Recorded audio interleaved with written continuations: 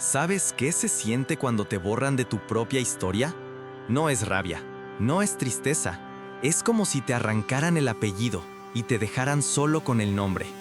Mi nombre es Matías Herrera y durante más de una década fui el alma de Constructora Herrera, la empresa que mi abuelo fundó con sus manos, que mi padre expandió con su visión y que yo mantuve viva con mi sudor. Pero todo cambió el día que decidieron que el futuro no me incluía. Era lunes, el tipo de lunes que huele a traición. Me citaron en la sala de juntas de la oficina principal, esa que yo mismo había remodelado hacía 3 años. Estaban todos, mi padre, don Ernesto, mi madre, Teresa, el abogado de la familia, el señor Borda, y mi hermana menor, Camila. Camila, la estrella, la que estudió en Europa, la que subía fotos en conferencias de marketing y daba charlas sobre liderazgo sin haber liderado ni una obra. La que había trabajado 8 meses en la empresa y que ahora estaba sentada en la cabecera de la mesa. Hoy es un día importante, dijo mi padre con esa voz que usaba cuando firmaba contratos millonarios. A partir de hoy, Camila será la nueva directora general de Constructora Herrera. Yo estaba de pie, apoyado contra la pared, con los brazos cruzados y el corazón en huelga. No entendía, no podía entender. ¿Camila? ¿La misma que no sabía diferenciar un plano estructural de uno arquitectónico? ¿Qué está pasando?, pregunté, sin poder contenerme. Mi madre me miró con esa mezcla de dulzura y lástima que tanto me irritaba. Matías, tú eres indispensable en operaciones. Nadie conoce los proyectos como tú. Pero Camila tiene una visión fresca, sabe cómo conectar con los clientes, cómo vender ideas. Tú eres el motor, ella es el volante. El señor Borda deslizó los documentos sobre la mesa. Mi padre tomó la pluma y con ese gesto teatral que siempre usaba para firmar decisiones importantes, estampó su nombre. Luego, mi madre puso una mano sobre el hombro de Camila, como si estuviera coronándola. Es oficial, dijo mi padre. A partir de hoy, Camila es la nueva directora general. No dije nada, no podía. Sentía que si abría la boca, iba a gritar. Salí de la sala sin mirar atrás, con la sensación de que me habían robado algo que era mío por derecho, por esfuerzo, por historia. Durante los días siguientes, me limité a cumplir con mis tareas. Supervisé obras, revisé presupuestos, coordiné equipos, pero algo dentro de mí se había roto. Ya no trabajaba con pasión, sino por inercia. Y cuando vi que Camila comenzaba a tomar decisiones sin consultar, que modificaba proyectos sin entender sus implicaciones, decidí renunciar. ¿Estás seguro?, me preguntó mi padre cuando le entregué la carta de renuncia. Sí, si Camila es el futuro de la empresa, entonces que se encargue de todo. Yo ya no tengo lugar aquí. Mi madre intentó convencerme de quedarme detrás de escena, como si mi trabajo fuera un acto secundario, pero yo no nací para ser sombra de nadie. Una semana después, mi padre me llamó desesperado. Habíamos perdido a nuestro cliente más importante, una inmobiliaria internacional que representaba el 40% de nuestros ingresos anuales. Matías, necesitamos que vuelvas. Camila no sabe cómo manejar esto. Lo siento, papá, que lo resuelva Camila. Ella es la directora, ¿no? En menos de un mes, 2 contratos millonarios se cayeron. La empresa comenzó a tambalear y entonces me buscaron. Me ofrecieron volver, me prometieron un puesto estratégico, pero ya era tarde. El daño estaba hecho. Recordé cómo comenzó todo. A los 20 años, mientras mis amigos se iban de mochileros por Sudamérica, yo me metí en las obras con casco y botas. Aprendí a leer planos, a negociar con proveedores, a resolver problemas en el terreno. Me gradué como ingeniero civil y me convertí en el jefe de operaciones. Mientras Camila vivía en París estudiando branding y subiendo fotos con hashtags, yo estaba en los cimientos de cada edificio que levantábamos.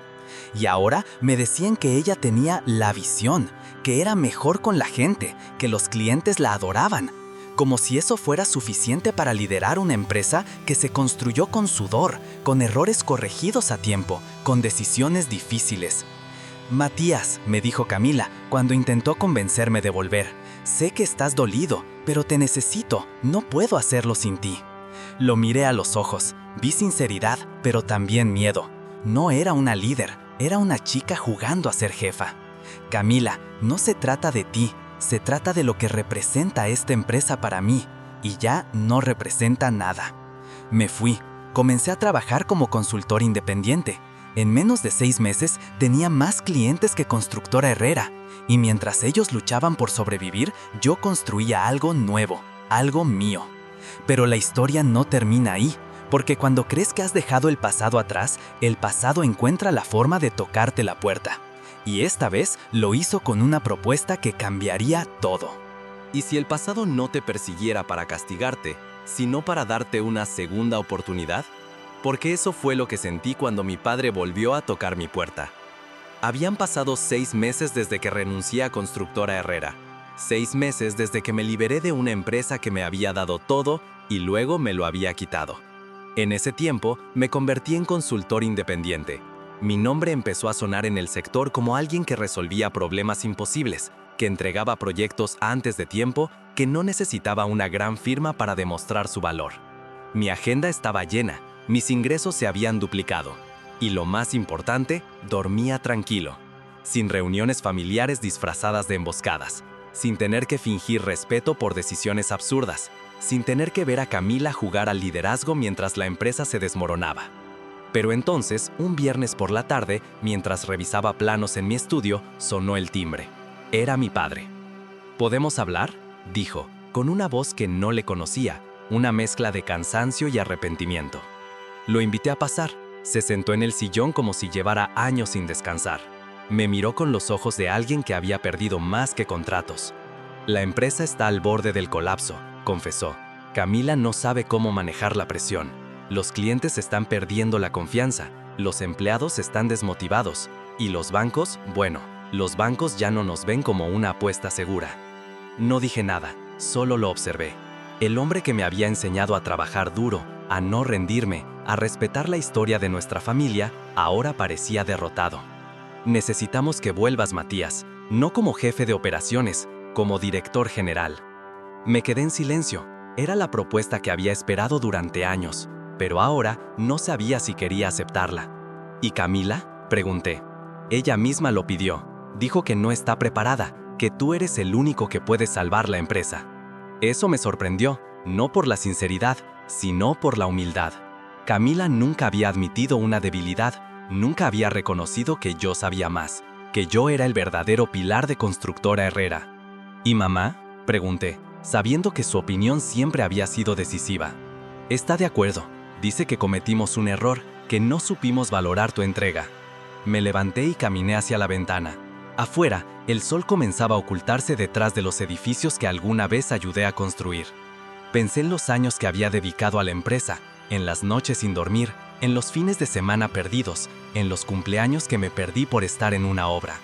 Si vuelvo, dije finalmente, será bajo mis condiciones. Mi padre asintió, lo que necesites. Quiero control total.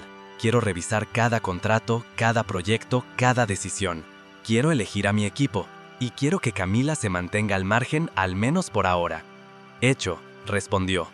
Y una cosa más, agregué. Quiero que el nombre de la empresa cambie.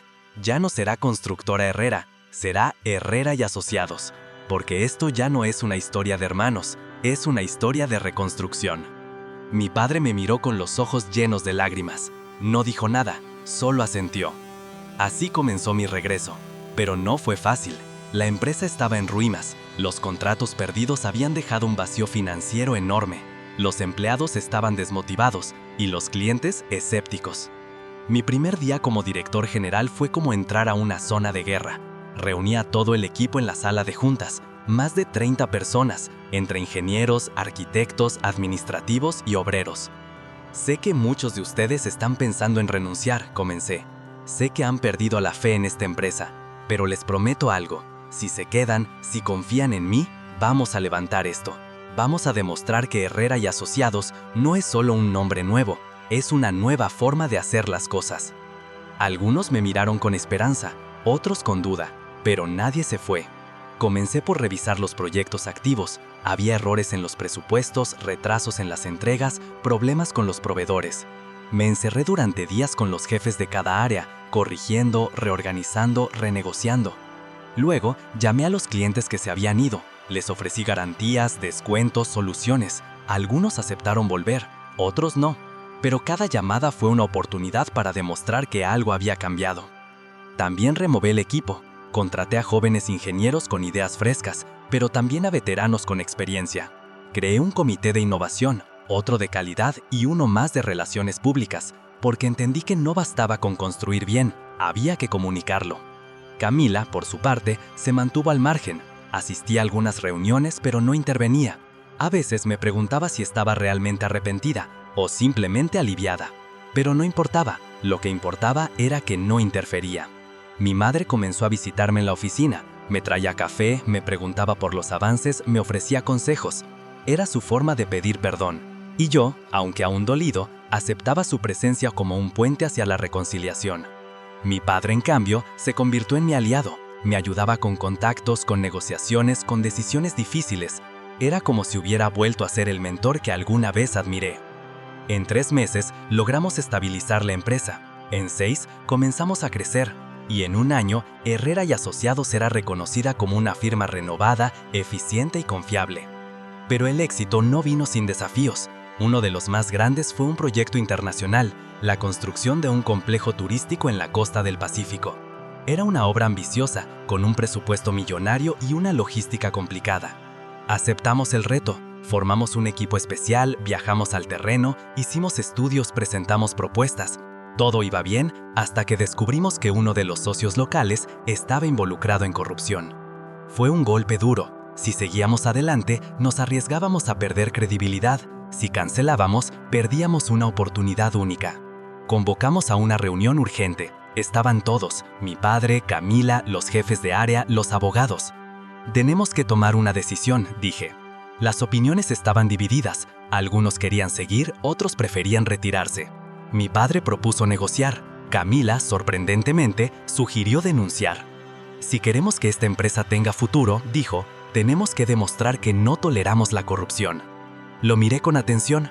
Por primera vez, vi en ella algo más que carisma. Vi principios. Decidimos denunciar. Presentamos pruebas, colaboramos con las autoridades y nos retiramos del proyecto. Fue una pérdida económica, sí, pero una ganancia moral enorme. La noticia se difundió. Medios, clientes, competidores, todos hablaron de Herrera y Asociados como una empresa ética, valiente, transparente. Y entonces algo cambió en mí. Dejé de ver la empresa como una carga, como una herida. Comencé a verla como una oportunidad. Una plataforma para construir no solo edificios, sino valores. Camila y yo comenzamos a trabajar juntos. Poco a poco, reconstruimos nuestra relación, ya no como hermanos compitiendo, sino como socios complementarios. Ella se encargará de la parte comercial, yo de la técnica, y juntos llevamos a Herrera y Asociados a niveles que nunca imaginamos. Pero justo cuando todo parecía estar en equilibrio, llegó una oferta que lo cambiaría todo. ¿Y si el éxito no fuera el final del camino, sino el inicio de uno más grande? Porque justo cuando creí que había alcanzado la cima, alguien me ofreció construir una montaña nueva. Era martes por la mañana, el cielo estaba despejado y el café tenía ese aroma que anuncia un día productivo. Estaba en mi oficina revisando los avances del proyecto de viviendas sustentables en Cochabamba cuando recibí un correo inesperado. El remitente, Grupo Altavista, una corporación internacional con sede en Madrid especializada en desarrollos urbanos de alto impacto. El asunto decía, propuesta de colaboración estratégica confidencial.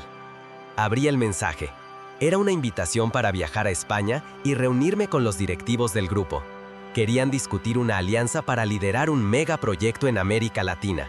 Una ciudad inteligente en la costa de Ecuador con tecnología de punta, enfoque ecológico y proyección global.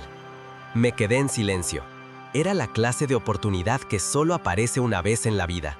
Pero también era un salto al vacío. Dejar Bolivia, dejar Herrera y Asociados, dejar todo lo que había reconstruido para empezar de nuevo. Llamé a mi padre. ¿Has oído hablar del Grupo Altavista?, pregunté. Claro, respondió. Son gigantes. Si te están buscando, es porque tu nombre ya pesa fuera del país. ¿Quieren que viaje a Madrid? ¿Que me reúna con ellos? ¿Que lidere su proyecto en Ecuador? Hubo un silencio largo. ¿Y qué piensas hacer? No lo sé. Es una oportunidad enorme, pero también es alejarme de todo. Matías, dijo con voz firme, tú ya salvaste esta empresa. Ya demostraste quién eres. Si sientes que es momento de crecer, hazlo. nosotros estaremos bien. Colgué y me quedé mirando la ciudad desde la ventana. Pensé en los edificios que había ayudado a levantar, en los equipos que había formado, en los errores que había corregido y en la posibilidad de construir algo que trascendiera fronteras. Decidí aceptar la invitación. Viajé a Madrid una semana después. Me recibieron en un edificio moderno con paredes de cristal y jardines verticales. Me reuní con 3 directivos: Laura Méndez, directora de innovación, Javier Ortega, jefe de operaciones, y Rodrigo Sáenz, presidente del grupo. Hemos seguido tu trabajo en Bolivia, dijo Laura. Nos impresionó tu capacidad para rescatar una empresa familiar y convertirla en un referente ético y eficiente. Queremos que lideres nuestro proyecto en Ecuador, agregó Javier, no como consultor, como director general del desarrollo. Tendrás autonomía total, intervino Rodrigo, presupuesto abierto, equipo internacional y la posibilidad de convertirte en socio del grupo. Era demasiado bueno, demasiado rápido. ¿Por qué yo?, pregunté. Porque no buscamos solo un ingeniero, buscamos un líder con valores, alguien que sepa construir más que estructuras, alguien que sepa construir confianza. Me dieron 3 días para decidir. Volví al hotel y me encerré a pensar. Llamé a Camila. ¿Y si me voy?, pregunté. Entonces me tocará demostrar que aprendí de ti, respondió, y que puedo cuidar lo que construiste. Llamé a mi madre. ¿Y si me pierdo en el camino? Entonces recuerda quién eres y vuelve. Llamé a mi padre. ¿Y si fracaso? Entonces volverás, y aquí siempre tendrás un lugar. Al tercer día, regresé a las oficinas del Grupo Altavista. Acepto, dije. Firmamos el contrato. Me asignaron un equipo de 50 personas de distintas nacionalidades. Me dieron acceso a tecnología que nunca había usado. Me presentaron a los socios ecuatorianos y me entregaron los planos de lo que sería Ciudad Aurora. Una urbe autosustentable con energía solar, transporte eléctrico, reciclaje integral y espacios verdes en cada rincón. Volví a Bolivia para organizar mi salida. Me reuní con todo el equipo de Herrera y Asociados. Me voy, anuncié, pero no me voy del todo. Seguiré como asesor externo y Camila asumirá como directora general. Hubo aplausos, abrazos, lágrimas, pero también promesas. Promesas de seguir construyendo con la misma ética, la misma pasión, la misma visión. Camila me acompañó al aeropuerto. Gracias por todo, dijo, por enseñarme, por confiar, por no rendirte. Ahora te toca a ti, respondí. Hazlo mejor que yo. Volé a Ecuador, me instalé en Guayaquil, comencé a trabajar con el equipo. Cada día era un desafío, coordinar culturas, resolver conflictos, innovar sin perder el rumbo.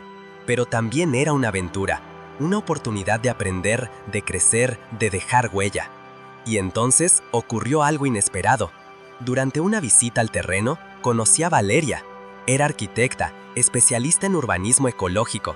Tenía ideas brillantes, una sonrisa contagiosa y una forma de ver el mundo que me desarmaba.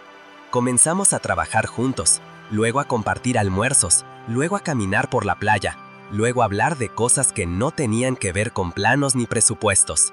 Y sin darme cuenta, me enamoré. Valeria se convirtió en mi compañera, en mi aliada, en mi refugio. Y Ciudad Aurora comenzó a tomar forma. Las primeras estructuras se levantaron, los primeros sistemas se activaron, los primeros habitantes se registraron. El proyecto fue un éxito. Los medios lo cubrieron, los gobiernos lo celebraron, y yo me sentí completo. Pero entonces recibí una llamada desde Bolivia. Mi padre había sufrido un infarto. Volví de inmediato. Lo encontré en el hospital, débil pero consciente. Sabía que vendrías, dijo, porque aunque estés lejos, nunca te fuiste del todo. Pasó una semana en recuperación, y durante ese tiempo hablamos como nunca antes. De errores, de sueños, de miedos. Me pidió que cuidara de Camila, que no dejara que la empresa perdiera su esencia. Herrera y Asociados no es solo ladrillos, dijo. Es historia, es familia. Volví a Ecuador con el corazón dividido, pero también con una decisión tomada. Valeria, le dije, quiero que vengas conmigo a Bolivia. Quiero que conozcas mi mundo. Quiero que construyamos algo juntos allá. Ella aceptó. Y así regresé. No para quedarme, pero sí para unir 2 mundos. Para conectar lo aprendido con lo heredado. Para demostrar que el éxito no es un destino, sino un puente. ¿Y si el lugar donde te rompieron fuera también el lugar donde puedes sanar? Porque eso fue lo que descubrí cuando decidí construir no solo edificios, sino esperanza. Valeria y yo regresamos a Bolivia con una idea que parecía imposible: crear una ciudad modelo, una urbe pensada para la gente, no para el mercado. Una ciudad que respirara ética, sostenibilidad y comunidad. Una ciudad que demostrara que el futuro no tenía que parecerse al pasado. La llamamos Ciudad Raíz. El nombre no fue casual. Queríamos que fuera un homenaje a lo que nos formó, a lo que nos dolió, a lo que nos impulsó. Porque las raíces no solo sostienen, también recuerdan. Presentamos la propuesta a Herrera y Asociados. Camila, ahora directora general, se emocionó con el concepto. Mi padre, aún en recuperación, pidió que el proyecto llevara el sello de la empresa. Mi madre ofreció contactos, apoyo logístico y hasta donaciones personales. Pero sabíamos que no bastaba con entusiasmo, necesitábamos aliados. Así que convocamos a universidades, ONGs, gobiernos locales, empresas tecnológicas y líderes comunitarios. Les mostramos los planos, los objetivos, los valores. Les dijimos que no queríamos levantar torres, queríamos levantar dignidad. Y contra todo pronóstico, dijeron que sí. Ciudad Raíz sería construida en las afueras de La Paz, en un terreno olvidado por décadas, un espacio que alguna vez fue un basural y que ahora sería el corazón de una nueva forma de vivir. El proyecto tenía 5 pilares. 1. Vivienda digna y accesible. Casas ecológicas, modulares, adaptables, con materiales locales y diseño eficiente. 2. Educación integral. Escuelas con enfoque en tecnología, arte, sostenibilidad y participación ciudadana. 3. Salud preventiva. Centros médicos con atención gratuita, programas de nutrición, deporte y salud mental. 4. Economía circular. Talleres, cooperativas, emprendimientos locales, todo basado en reciclaje, reutilización y producción limpia. 5. Gobernanza comunitaria, asambleas vecinales, presupuestos participativos, decisiones compartidas. La construcción comenzó con 300 voluntarios, jóvenes de la Fundación Herrera, obreros de la empresa, estudiantes universitarios, vecinos del área, todos con casco, con guantes, con ganas. Valeria dirigía el diseño urbano, Camila coordinaba la logística, yo me encargaba de la ejecución técnica, y juntos, cada día hacíamos que lo imposible se volviera concreto. Pero no todo fue fácil. Hubo protestas de empresas inmobiliarias que veían el proyecto como una amenaza. Hubo trabas burocráticas, sabotajes silenciosos, intentos de desprestigio. Nos acusaron de populismo, de ingenuidad, de utopía. ¿Y si tienen razón?, me preguntó Valeria una noche, mientras revisábamos planos en la cocina. Entonces, que lo demuestren construyendo algo mejor, respondí. Seguimos adelante, con más fuerza, con más convicción. Y entonces ocurrió algo que nos cambió para siempre. Durante una jornada de construcción, conocimos a Diego. Tenía 14 años, vivía en una casucha de cartón y se ofreció como voluntario. No sabía leer planos, pero sabía usar una pala como nadie. No tenía zapatos, pero tenía una sonrisa que iluminaba el terreno. ¿Por qué quieres ayudar?, le pregunté. Porque quiero vivir aquí algún día, respondió. Lo adoptamos como símbolo del proyecto. Le conseguimos becas, ropa, atención médica. Y cuando inauguramos el primer barrio, Diego fue el primero en recibir las llaves de su casa. Ese día lloramos todos, porque entendimos que Ciudad Raíz no era solo un proyecto, era una promesa cumplida. Los medios comenzaron a cubrir la historia, nacionales, internacionales, digitales, comunitarios. Todos hablaban de la ciudad que nació de una herida, de la empresa que se reinventó, del ingeniero que volvió, de la arquitecta que soñó, del niño que creyó. Y entonces el gobierno nacional nos llamó. Querían replicar el modelo en otras regiones. Querían que Ciudad Raíz fuera el inicio de una red de ciudades humanas. Querían que Herrera y Asociados liderara la transformación urbana del país. Aceptamos,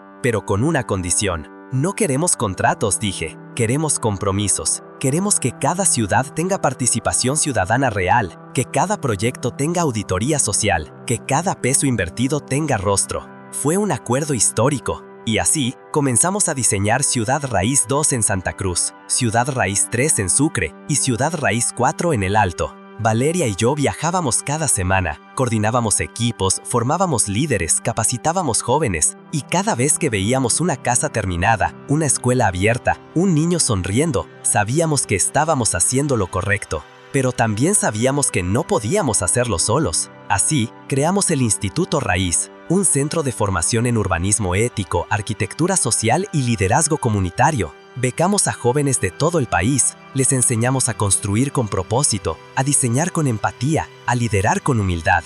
Y entonces algo inesperado ocurrió. Camila me llamó una noche. Quiero renunciar, dijo. ¿De por qué? Porque quiero fundar mi propia empresa, una que se dedique exclusivamente a proyectos sociales. Quiero que Herrera y Asociados siga creciendo contigo, pero yo necesito mi propio camino. Me quedé en silencio. Era el mismo impulso que yo había sentido años atrás, el mismo deseo de construir algo propio. Entonces, hazlo, le dije, y hazlo mejor que yo. Camila fundó Raíz Urbana, una firma de diseño social que pronto se convirtió en aliada del Instituto Raíz. Y así, lo que comenzó como una fractura familiar, se convirtió en una red de reconstrucción. Mi padre, ya jubilado, asistía a cada inauguración, con bastón, con lágrimas, con orgullo. Nunca imaginé que el error más grande de mi vida, decía, sería también el inicio de algo tan grande. Mi madre escribía artículos, daba charlas, organizaba eventos, se convirtió en embajadora del proyecto. Y Diego ahora estudia arquitectura, dice que quiere diseñar la Ciudad Raíz 5, y yo le creo, porque si algo aprendí en este camino es que las raíces no solo sostienen, también florecen. ¿Y si el mayor peligro no viniera de afuera, sino de alguien que ya tenía las llaves? Porque eso fue lo que descubrí cuando la traición vino desde el corazón del proyecto. Ciudad Raíz avanzaba con fuerza. Las obras en Santa Cruz y Sucre estaban en marcha. El Instituto Raíz recibía más postulaciones de las que podía procesar. Y los medios hablaban de una revolución urbana boliviana. Valeria y yo trabajábamos sin descanso, pero con una energía que solo da el propósito. Hasta que un día, todo cambió. Era miércoles. Estábamos en una reunión de seguimiento con el equipo de Ciudad Raíz 3 cuando recibí una llamada urgente de Camila. «Matías, tenemos un problema», dijo, con la voz tensa. «Necesito que vengas a La Paz, hoy». Volé esa misma tarde. Al llegar a la oficina central, me esperaban Camila, el jefe de finanzas y el abogado de la empresa. Sobre la mesa había una carpeta con documentos que no quería leer, pero tenía que hacerlo. «¿Qué es esto?», pregunté. «Una auditoría interna», respondió Camila. «Encontramos irregularidades en los contratos de proveedores para Ciudad Raíz 2». Leí los informes. Había sobreprecios, facturas duplicadas, pagos sin respaldo. Todo apuntaba a un mismo nombre: Mauricio Roca, jefe de logística del proyecto en Santa Cruz. Un hombre que yo mismo había contratado.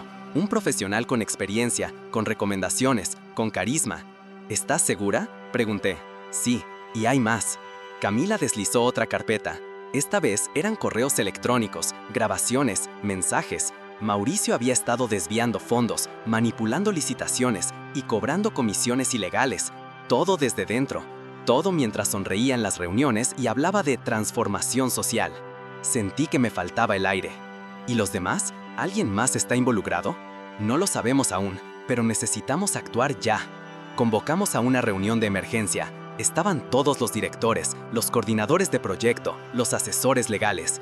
Expusimos los hallazgos. Algunos se sorprendieron, otros se incomodaron y unos pocos bajaron la mirada. «Vamos a denunciar», dije. «Vamos a limpiar esto desde la raíz. Y si alguien más está involucrado, que se prepare». Fue una semana intensa. Mauricio fue despedido y denunciado ante las autoridades. Se inició una investigación interna, se suspendieron temporalmente los contratos en Santa Cruz y se revisaron todos los procesos de Ciudad Raíz en cada región. La prensa se enteró, algunos medios intentaron convertirlo en escándalo, otros reconocieron la transparencia, pero lo más difícil no fue el ruido externo, fue el silencio interno. Muchos en el equipo se sintieron traicionados, desmotivados, inseguros. Algunos renunciaron, otros pidieron ser trasladados. ¿Y yo? Yo me pregunté si todo lo que habíamos construido podía derrumbarse por una sola grieta. Valeria fue mi refugio. «Esto no es el fin», me dijo. «Es una prueba, y las pruebas no destruyen, revelan». Juntos rediseñamos los protocolos de contratación, creamos un sistema de auditoría ciudadana, formamos comités de vigilancia con vecinos, estudiantes, líderes barriales, y cada peso gastado comenzó a tener nombre, apellido y propósito. Pero aún así, algo en mí se había roto. Comencé a dudar de las personas, a revisar cada decisión con desconfianza, a mirar cada sonrisa como una posible máscara. Y eso comenzó a afectar mi liderazgo. Camila lo notó. ¿Estás perdiendo la fe?, me dijo una tarde, mientras revisábamos informes. No quiero volver a equivocarme, respondí. Entonces vas a dejar de construir, porque construir es confiar. Me quedé en silencio. Esa noche, Valeria me llevó a visitar a Diego. Ahora vivía en Ciudad Raíz 1. Estudiaba arquitectura y trabajaba como voluntario en el instituto. ¿Cómo estás?, le pregunté. Bien, aunque me preocupa lo que pasó. La gente habla, algunos tienen miedo. ¿Y tú?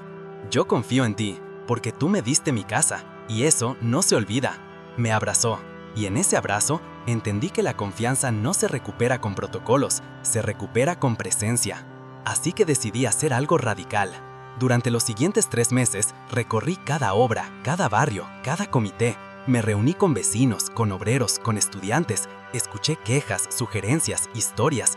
Volví a ensuciarme las manos. Volví a caminar los terrenos. Volví a mirar a la gente a los ojos. Y poco a poco, la fe volvió. La empresa se estabilizó, los proyectos retomaron su ritmo, las comunidades se fortalecieron, y Mauricio fue condenado por corrupción. Pero lo más importante no fue eso. Fue que entendí que las ciudades no se construyen con cemento, se construyen con confianza, y que cada traición, por dolorosa que sea, puede convertirse en una lección si se enfrenta con verdad. ¿Y si el siguiente paso no fuera más alto, sino más lejos? Porque cuando me invitaron a construir fuera de Bolivia, entendí que el verdadero reto no era el cemento, era la cultura. Ciudad Raíz se había convertido en un referente continental. Las sedes en Santa Cruz, Sucre y El Alto estaban en pleno funcionamiento. El Instituto Raíz formaba líderes urbanos con visión ética, y la red de aliados crecía cada semana. Lo que comenzó como una respuesta a una herida familiar, ahora era un movimiento. Y entonces llegó la invitación. Era una carta oficial del Ministerio de Vivienda de Colombia. Querían replicar el modelo de Ciudad Raíz en Medellín. Habían seguido el proyecto desde sus inicios y estaban convencidos de que podía transformar zonas vulnerables de la ciudad. Pero no querían solo asesoría, querían que yo lo liderara. ¿Por qué yo?, pregunté en la videollamada con los funcionarios colombianos. Porque usted no construyó una ciudad, construyó una comunidad. Y eso es lo que necesitamos. Me dieron 3 semanas para responder. La propuesta era tentadora. Medellín era una ciudad con historia de transformación, pero también con heridas profundas. El reto era enorme, pero también lo era la oportunidad. Hablé con Valeria. ¿Y si vamos juntos? ¿Y si convertimos esto en una red continental? Hablé con Camila. ¿Y si te ausentas por un tiempo? Entonces me tocará demostrar que puedo sostener lo que tú empezaste. Hablé con mi padre. ¿Y si no funciona? Entonces volverás. Pero si funciona, cambiarás vidas. Decidí aceptar. Viajamos a Medellín. Nos recibieron con entusiasmo, pero también con reservas. Algunos sectores veían el proyecto como una importación boliviana. Otros dudaban de que pudiera adaptarse a la realidad local. Y algunos simplemente no querían que un extranjero liderara una transformación tan profunda. No queremos copiar, dijo una líder comunitaria en una reunión. Queremos construir algo nuestro. Entonces, hagámoslo juntos, respondí. Ciudad Raíz no es un modelo, es un método. Y el método empieza por escuchar. Durante los primeros 2 meses no pusimos ni un ladrillo. Nos dedicamos a recorrer barrios, conversar con vecinos, entender dinámicas, identificar líderes. Valeria organizó talleres participativos. Yo coordiné mesas técnicas con arquitectos y urbanistas locales. Y poco a poco, la desconfianza se convirtió en curiosidad. El proyecto se llamó Raíz Medellín. No era una réplica, era una evolución. El terreno elegido estaba en la Comuna 8, una zona con historia de desplazamiento, violencia y abandono, pero también con una comunidad resiliente, creativa y organizada. Diseñamos el proyecto con ellos. Cada plano, cada decisión, cada presupuesto fue compartido, discutido, ajustado. Y cuando comenzó la construcción, los vecinos no eran espectadores, eran protagonistas. Pero el desafío cultural no terminó ahí. En una reunión con autoridades locales, uno de los funcionarios me dijo: aquí las cosas se hacen distinto. Hay que saber moverse. ¿Cómo? Con tacto, con aliados, con favores. Entendí el mensaje. Me estaban sugiriendo que aceptara prácticas informales, que flexibilizara principios, que negociara ética. Entonces no funcionará, porque si tengo que ceder lo que nos hizo fuertes, prefiero no construir. Fue una decisión arriesgada. Podía costarnos el proyecto, pero no lo hizo. Al contrario, fortaleció nuestra posición. Los medios lo difundieron, las comunidades lo respaldaron, y el gobierno, presionado por la opinión pública, decidió apoyar sin condiciones. Raíz Medellín comenzó a tomar forma. Las primeras viviendas se levantaron, los primeros talleres comunitarios se abrieron, los primeros jóvenes se inscribieron en el Instituto Raíz Colombia. Y entonces ocurrió algo que me marcó. Durante una visita al terreno, conocí a Mariana. Tenía 65 años, vivía sola y había perdido a su hijo en un conflicto armado. Su casa era de madera, sin agua, sin luz, sin esperanza. ¿Por qué sigue aquí?, le pregunté. Porque aquí enterré a mi hijo, y aquí quiero ver nacer algo nuevo. Le prometí que sería la primera en recibir una vivienda digna. Y cumplí. El día que Mariana se mudó a su nueva casa, con jardín, con luz solar, con agua limpia, lloró. Y en sus lágrimas entendí que no estábamos construyendo estructuras, estábamos construyendo memoria. Valeria y yo decidimos quedarnos 6 meses más. Queríamos consolidar el proyecto, formar equipos locales, asegurar sostenibilidad. Y durante ese tiempo, aprendimos más de lo que enseñamos. Aprendimos que cada ciudad tiene su ritmo, que cada comunidad tiene su lenguaje, que cada proyecto tiene su alma. Y entonces recibimos otra invitación, esta vez desde Perú. Querían llevar Raíz a Lima, a los cerros, a los márgenes, a los invisibles. Volvimos a Bolivia para decidir. Camila nos recibió con una sorpresa. Quiero que Raíz Urbana se convierta en una plataforma continental. Ya tenemos sedes en Bolivia y Colombia. Podemos abrir en Perú. Podemos formar una red. Mi padre, emocionado, propuso crear la Fundación Raíz Continental. No para construir ciudades, dijo, para construir ciudadanía. Y así, lo que comenzó como una respuesta a una injusticia familiar, se convirtió en un movimiento internacional. Pero sabíamos que el mayor reto aún estaba por venir, porque construir fuera de casa es difícil, pero construir sin perder el alma es lo verdaderamente desafiante. ¿Y si el mayor proyecto de tu vida no fuera una ciudad, sino tu propia reconstrucción? Porque cuando el cuerpo me obligó a parar, entendí que había estado construyendo todo, menos a mí mismo. Habían pasado 3 meses desde que volvimos de Medellín. El proyecto Raíz Colombia estaba en marcha. El Instituto Raíz Continental ya tenía sedes en 3 países. Y la Fundación Raíz comenzaba a recibir apoyo internacional. Todo parecía avanzar como una maquinaria perfecta. Pero yo ya no lo hacía. Comenzaron como dolores de cabeza, luego insomnio. Después, una fatiga que no se iba ni con descanso. Valeria me insistía en que me hiciera revisar. Yo lo postergaba, hasta que una mañana, mientras daba una charla en la Universidad Mayor de San Andrés, me desmayé frente a 200 estudiantes. Desperté en una camilla. El médico me miró con seriedad. Estrés crónico, desgaste físico, riesgo de colapso neurológico si no se detiene. ¿Cuánto tiempo necesito parar? Meses, no semanas, meses. Me quedé en silencio, no por el diagnóstico, sino porque no sabía cómo parar. Valeria tomó la decisión por mí. Vamos a alejarnos, a desconectarnos, a reconstruirte. Nos fuimos a Samaipata, un pueblo en las montañas de Santa Cruz. Alquilamos una casa de adobe, rodeada de árboles, sin señal de celular, sin reuniones, sin planos. Los primeros días fueron difíciles. Me sentía inútil, como si el mundo se estuviera cayendo sin mí.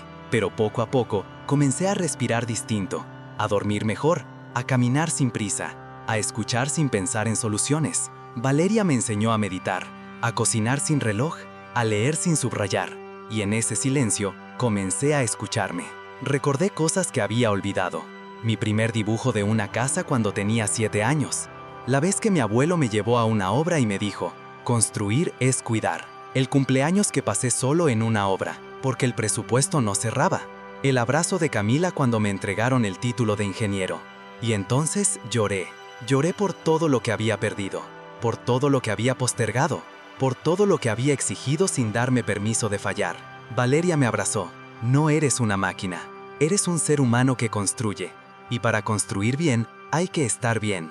Pasamos 2 meses en Samaipata, sin reuniones, sin correos, sin decisiones, solo nosotros, la montaña y el tiempo.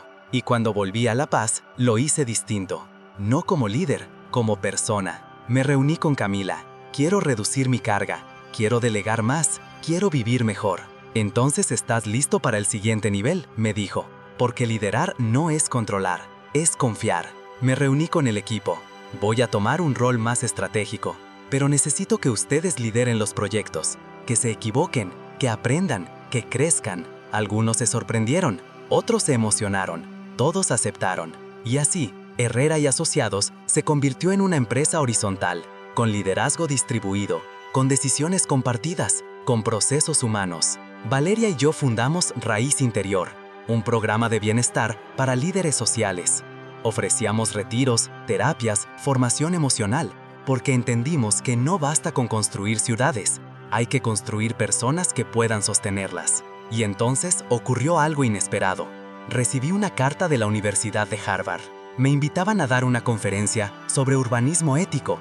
Querían que compartiera el modelo de ciudad raíz, que hablara de cómo la arquitectura puede sanar heridas sociales. Era el tipo de invitación que años atrás habría aceptado sin pensar. Pero esta vez dudé. ¿Y si no quiero volver a correr?, le pregunté a Valeria. Entonces camina, pero hazlo con propósito. Acepté, pero puse condiciones. Nada de giras, nada de entrevistas, solo una charla, una conversación, una semilla. Viajamos juntos, y cuando subí al escenario frente a cientos de estudiantes, académicos, urbanistas, no hablé de planos. Hablé de Mariana, de Diego, de Camila, de mi padre, de mí. Construir no es levantar muros, dije, es abrir caminos. Y para abrir caminos, hay que saber dónde estás parado. La ovación fue larga, pero lo más importante no fue eso. Fue que por primera vez me sentí completo. Volvimos a Bolivia con una nueva visión. Ya no queríamos crecer, queríamos profundizar. Así que decidimos consolidar, fortalecer, cuidar. Y entonces recibimos una última invitación. Desde Naciones Unidas, querían que Ciudad Raíz fuera parte de un programa global de ciudades humanas. Querían que Bolivia liderara una red de transformación urbana ética. Nos reunimos con el equipo, con el gobierno, con las comunidades. Y todos dijeron lo mismo, estamos listos. ¿Y si el verdadero legado no se mide en metros cuadrados, sino en vidas transformadas? Porque cuando me pidieron definir lo que había construido, entendí que no era una ciudad, era una forma de vivir. La invitación de Naciones Unidas llegó como un reconocimiento, pero también como una responsabilidad. Querían que Ciudad Raíz fuera parte de un programa global de ciudades humanas, que Bolivia liderara una red de transformación urbana ética, que el modelo se compartiera con el mundo. Nos reunimos con el equipo de Herrera y Asociados, con Raíz Urbana, con el Instituto Raíz, con la Fundación Raíz Continental. Todos dijeron lo mismo, estamos listos, pero yo no sabía si lo estaba. Habían pasado más de 10 años desde que renuncié a la empresa familiar, desde que me sentí traicionado, desde que decidí construir algo nuevo. Y ahora el mundo me pedía que lo compartiera, que lo expandiera, que lo institucionalizara. Valeria me miró una noche mientras revisábamos la propuesta. ¿Qué te detiene? No quiero que se convierta en burocracia, en discurso, en marca. Entonces asegúrate de que no lo haga, pero no lo escondas. Camila propuso algo audaz. Matías, tú no puedes seguir siendo el único rostro de esto. Necesitamos que el legado se democratice, que se multiplique, que se libere. Así que decidimos crear el Consejo Raíz, un órgano internacional formado por líderes comunitarios, urbanistas, arquitectos, sociólogos y ciudadanos. Ellos serían los guardianes del modelo, los que decidirían cómo adaptarlo, cómo protegerlo, cómo evolucionarlo. Yo no presidí el consejo, solo fui uno más. Y eso fue liberador. Durante el primer encuentro del Consejo Raíz en La Paz, se reunieron representantes de 12 países, compartieron experiencias, desafíos, sueños y al final firmaron un manifiesto. Construir es cuidar, diseñar es escuchar, liderar es servir. Ciudad Raíz no es un lugar, es una promesa. Ese día mi padre asistió en silla de ruedas, me tomó la mano y me dijo, ahora sí entiendo lo que hiciste. No construiste una empresa, construiste una forma de mirar el mundo. Valeria y yo decidimos dar un paso al costado. no para retirarnos, para permitir que otros lideraran, que nuevas voces emergieran, que el movimiento siguiera sin depender de nosotros. Nos mudamos a una casa en las afueras de Tarija, rodeada de viñedos, de silencio, de tiempo. Allí escribimos un libro juntos, Raíz, la ciudad que nació del alma. No era un manual, era una memoria, una carta abierta, una invitación. Y entonces ocurrió algo que cerró el círculo. Diego, el joven que había recibido la primera casa en Ciudad Raíz 1, nos visitó. Ahora era arquitecto, líder comunitario y miembro del Consejo Raíz. Quiero construir Ciudad Raíz 6, nos dijo, en Potosí, con mi equipo, con mi visión, pero con su esencia. Le dimos todo el apoyo. Y cuando inauguró el primer módulo, nos invitó a cortar la cinta. Esto no es suyo, dijo frente a la comunidad. Esto es nuestro, porque ustedes nos enseñaron que construir es compartir. Lloramos, todos, porque entendimos que el legado no está en lo que dejas, está en lo que otros pueden continuar. Hoy, Ciudad Raíz tiene presencia en 18 países. El Instituto Raíz forma más de 5,000 jóvenes al año. La Fundación Raíz ha construido más de 12,000 viviendas dignas y el Consejo Raíz lidera proyectos en 3 continentes. Pero yo ya no estoy en planos, estoy en historias. En cada niño que corre por un parque construido con amor. En cada madre que enciende la luz solar de su nueva casa. En cada joven que diseña con ética. En cada comunidad que decide su destino. Porque al final no fui un ingeniero, fui un sembrador. Y las raíces ya florecieron.